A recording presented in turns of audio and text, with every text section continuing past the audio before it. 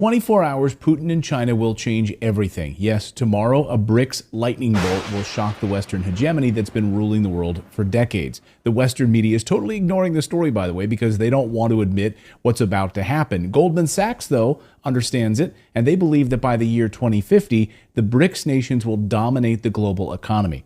So on Tuesday, yes, tomorrow, the BRICS summit officially kicks off in South Africa. This is the first face-to-face BRICS summit since the start of COVID, and we are about to witness a rebalancing of the world order.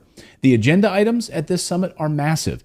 The currency, yes, a new currency, trade, military cooperation, AI, microchips, oil, all of it, infrastructure, rail lines, shipping. This is a big, big deal. And the United States, I guess, didn't get an invitation. The British didn't get an invitation. Germany isn't welcome. Is the game over for the Western hegemony? Well, the writing is on the wall. Now, for those of you that don't know, BRICS stands for Brazil, Russia, India, China, and South Africa. And it started out small over a decade ago, and now it's become the greatest threat to Western power that we've ever seen. And I'm not talking about military power here, which we'll get to in a second. I'm actually talking about economic power, oil power, computer power, trade power, the greatest weapons of all, not those bombs. Now, the top of the agenda is the United States dollar, squarely in the crosshairs.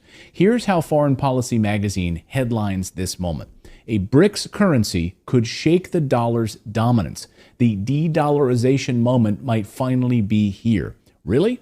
Is it true? After all, talk of getting rid of the US dollar as a reserve currency goes back to the 1960s. Here's the New York Times. In 1968, talking about France trying to separate itself from the US dollar. Yes, French President Charles de Gaulle versus Lyndon Johnson. That's how old this is. That's how far back this goes. This isn't new at all. But now we are at a tipping point. Brazil's president, Lula da Silva, says that every night he asks himself why all of these countries have to base their trade on the US dollar. Can you imagine every night before going to bed, that's the thought that you have? Well, he does. Well, now they don't. A gold-backed currency that stands as the backbone of a new BRICS currency is being rolled out in earnest.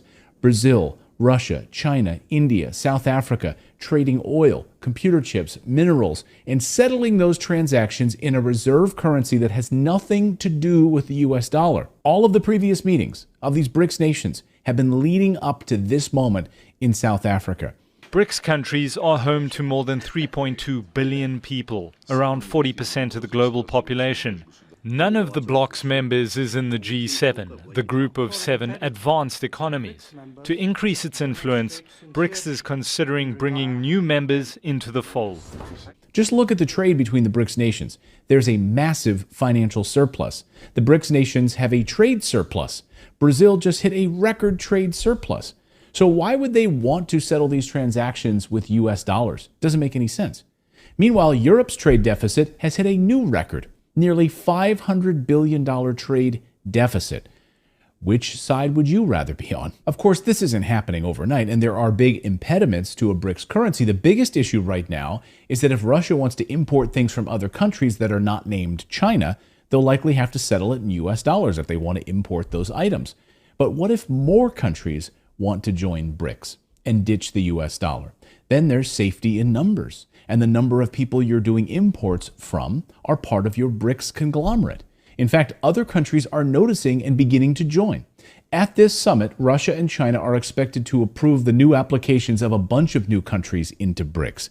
Algeria, Bahrain, Egypt, Iran, Saudi Arabia, the United Arab Emirates, just to name a few. They've all submitted requests for membership to be a part of BRICS.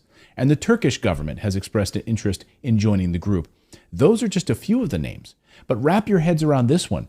More than 40 other countries are now vying to join BRICS. 40.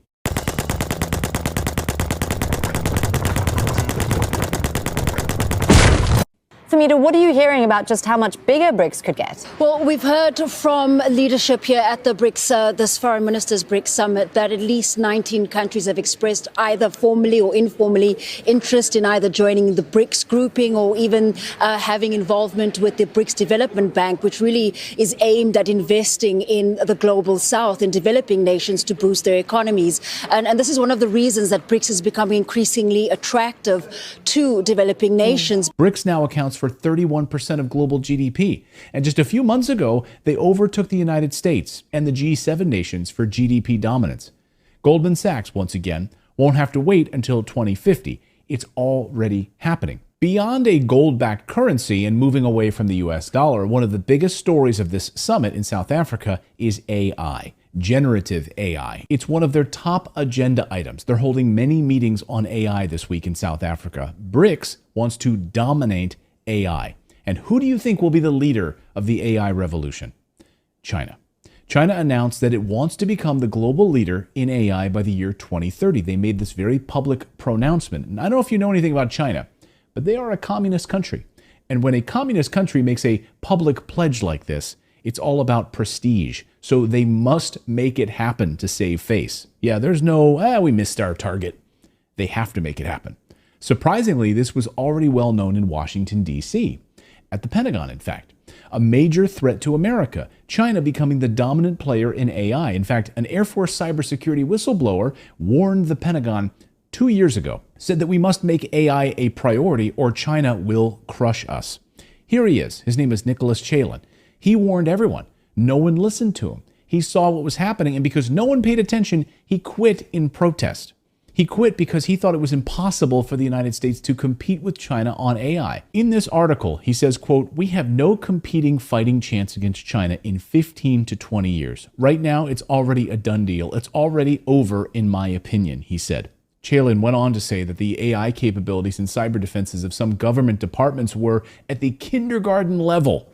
He said, kindergarten. He recently said that China has kids as young as 7 years old starting on learning AI and machine learning. 7 years old. He says the United States doesn't stand a chance unless it doesn't get its act together. Interesting to see that China is not wasting that kind of time and they're not waiting for us to figure it out, and they're taking this very seriously, including having their kids starting at 7 years old be trained on AI and machine learning. So when you start paying that kind of investment and really the understanding that whichever country is going to be leading AI and ML will be controlling the planet. Let me repeat what he just said. Whoever leads in AI will rule the planet, he said.